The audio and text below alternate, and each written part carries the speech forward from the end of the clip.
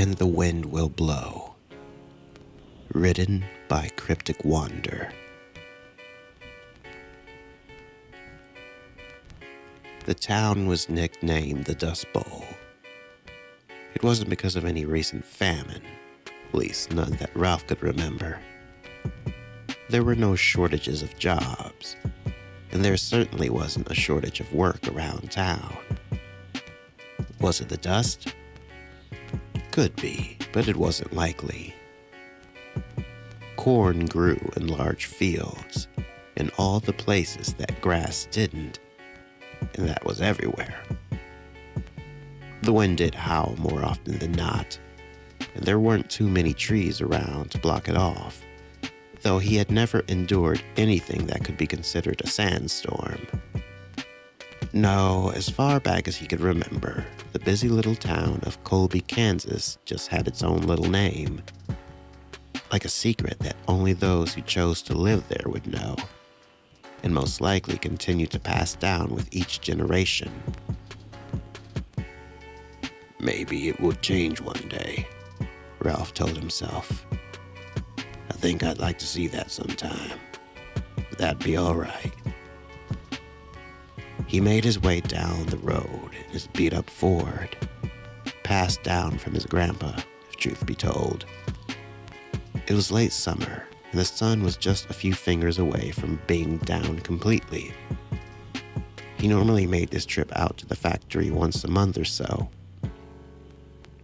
It was a good drive to get there, and not all of it was paved. It was well worth it to get a good price on dog food, though. He got it for practically nothing, actually. His cousin was the plant manager, and the company would normally sell the scraps of what didn't make it into bags to the farmers that raised cattle. It was cheaper than mill feed and kept them going strong through the winter. Naturally, Ralph got it at an even better price. He didn't have no cows to speak of, but he did have dogs. Started out with one to protect his operations, then 3 when he got to liking the company they gave. Not giving their gender a single thought, they soon started breeding quite a bit. Wasn't no issue, really. When he found there were too many, he would tie a lot up in burlap and toss them into the river. No problem. He then found out he could make a pretty penny selling them, as they were all purebred pit bulls. Or so he told people. Everyone who wanted one badly enough didn't correct him, and his wallet stayed a couple 20s fatter.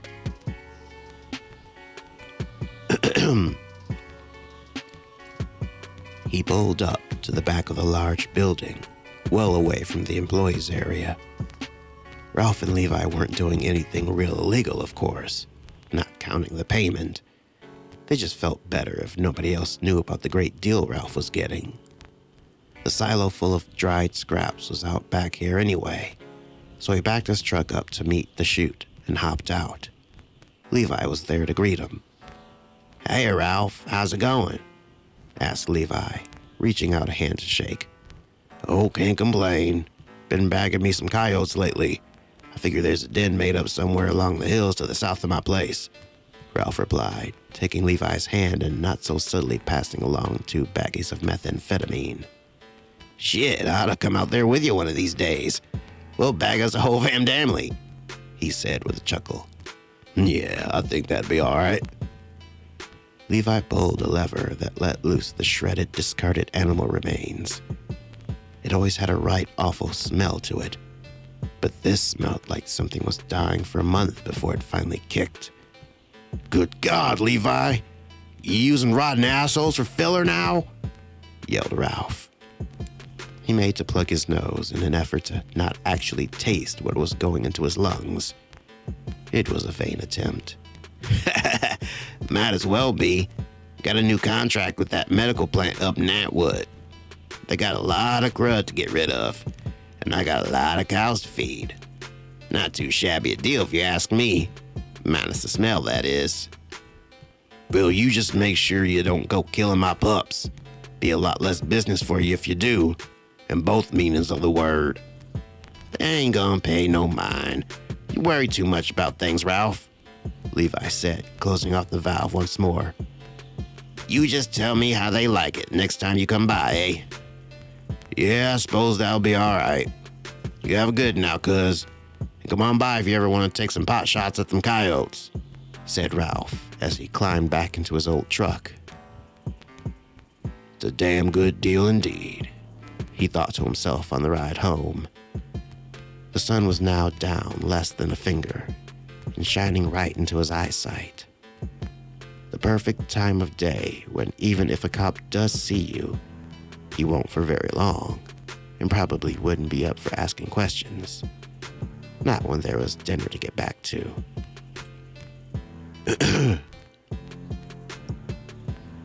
With only a couple of grams of the stuff he made in the basement, and he had enough food to keep the trespassers off his property for another month. True, the truck usually smelled like a crushed bag of assholes, especially in the summertime, but this was a new level of bad. Ralph was wondering if he was going to make it back home before yakking, and to his relief, he did indeed. It was a few skips away from his truck, in fact. He bent over the gate he kept locked up and let everything from the day pour out. Deep brown chicken and curdled mashed potatoes splashed at his feet, and ahead of him, the dogs were already barking up a storm. 15 of them at a time. Shut up, you bunch of mutts. I'll kick every last one of you. Ralph got himself together, popped the lock off his gate. Taking a deep breath of semi-fresh air, he got back in and drove it to the house itself, not bothering to relock the gate. He rolled back out and grabbed the feeding bucket off of the porch. 4 of the dogs, his favorites, were tied up closest to the porch. They could at least get out of the rain if need be. The others were scattered every which way around the yard to cover his bases. He never had any trouble with the police, apart from his younger days when he didn't have no license, but kids from town had the habit of running amok. Years ago, Ralph was set on his porch in the dark, taking in the sounds of the nightlife, when he heard a few of them moving around. He caught one of them saying, "We gonna be rich," before grabbing his gun and shooting blindly into the direction the voice had come from. He could only assume they thought he was a rich elderly eccentric, too old or feeble to protect what was his. Either way, he didn't need to attract any more attention than necessary, so he got his first pup, Benji. Things had been pretty quiet since then. Slamming the bucket into the foul-smelling scraps, he swung it out into their trows, to which it was all hungrily devoured. It wasn't that he starved them or anything. Hell, they ate better than he did some nights. But what good's a guard dog if they ain't got no drive? They finished their meal for the night, and surprisingly, they all lay down and kept quiet. Usually, they'd bark and whine for more, and he'd yell, "Shut up," as he walked back into his house. Not being one to break tradition, he let out a quick, "Shut it, you sons of bitches," as he walked through his doors. Though the inside wasn't real dirty, it was never really clean. Years of dust-covered furniture and creature comforts cluttered every room, most of it not important enough to bother writing or doing anything with. When something did block his way, like the busted-up kitchen chair, he'd kick it out of the way or step around it if it was easier. He walked through to the living room and over to the bookcase that not so subtly jutted out. He built it years ago, after his wife left him. She found out about and couldn't handle his cooking business. She was clearly the idiot there, as he had been making major dineros for years.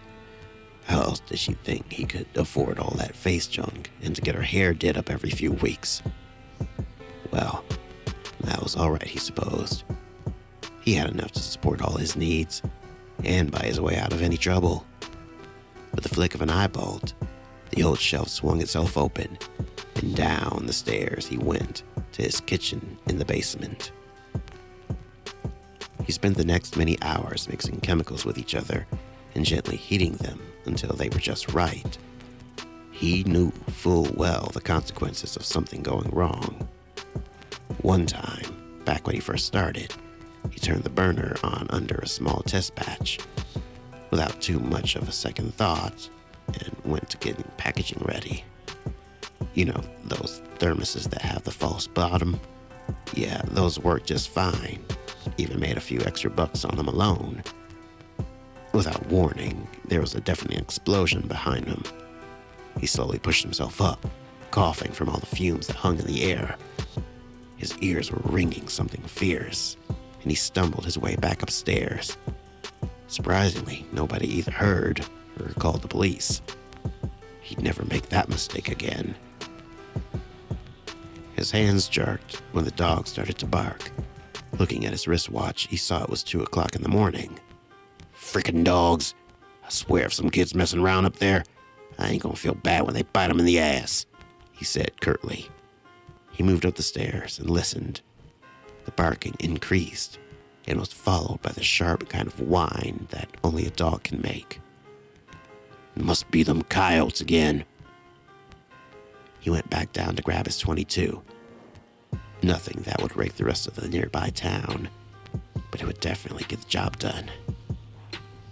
Running back upstairs, he pushed open the front door. Not in 100 years could he be prepared for what he saw. Ahead of him, where 15 dogs had been, now lay 15 blood-soaked corpses. Even in the darkness, he could see the shimmering reflection of the still bodies, with only the sound of the wind gently blowing through the dust bowl. He murmured nonsensically, his mind temporarily coming to a halt. There was no contingency for these circumstances, no script for him to follow. His pale hands shook as they searched for the doorknob behind him, and he stumbled his way back in, doing everything he could to get to safety. Numbly, he moved into the living room, tripping over that damn broken chair, and fell flat on his face. Stars exploded as his world went black. His nose gushed like a crushed tomato, and he barely registered the sound of shattering glass to his left. Floundering his way to his knees, he squinted in the direction to see one of the dogs. It slowly padded its way over and stopped short to smell the blood in the air. Ralph's hands looked around for the gun. Shakily, he began to raise the weapon. The dog looked dumbly at him. Ralph wasn't sure what, but something was off. There was no emotion. Its tongue didn't loll out, and any hint of what was on its mind was completely absent. Benji? He asked, slowly reaching out a hand to the dog's snout. In an instant, the dog's face ripped in half, going the wrong way. A mess of red exploded all over Ralph as a razor-sharp tendril shot out of the beast's neck. He pulled back, his hand giving way at the wrist, and fired with his other hand. The shot missed wildly, and he got up to run for the open basement. What had once been the dog now grew larger. Its skin stretched and sloughed off, giving way to raw muscle. The two heads began growing independently. Two skulls with barbed teeth pointed in different directions snapped their way out of the ruined half of the faces, the center of both making a rudimentary mouth in its own right. Ralph only made the first couple of steps before tumbling his way down. He lay there in misery, groaning from the ache that shot through him. He didn't know what, but something inside him had broken, and dragging himself away from the stairs caused new daggers of pain throughout his chest. He temporarily forgot about that, though, as he looked to the top. The creature stood before him like a beast from Revelations. Its spiked tongue whipped back and forth through the air, eager to be utilized yet again. In the back of his mind, he heard the sounds of more shattering glass. For a quick moment, he had hoped that help was here, that he was going to be spared this terrible fate. His heart quickly sank, however, as from behind the descending creature, more tendrils began to wave into view. He knew there weren't any hope for him. He was a sitting duck, and the blood he felt pouring into his abdomen sold him on that. He looked up to the table where his ingredients were. Lucky for Ralph, he forgot to turn the burner off on his latest batch, and it was a biggin. If he couldn't save himself, he might as well take these abominations out with him. Well, that'd be all right, I suppose, he wheezed, just as the monster came down the last step. He threw his rifle as hard as he could at his kitchen table. He didn't even have time to register there was an explosion. In the blink of an eye, smoke and dirt rose up from the now leveled house and rolled the wind straight into the dust bowl. Thank you so much for listening, and I hope you enjoyed this story. If you did, be sure to support the author by checking out their info in the description. If you enjoyed this narration, be sure to hit the like button and let me know in the comments.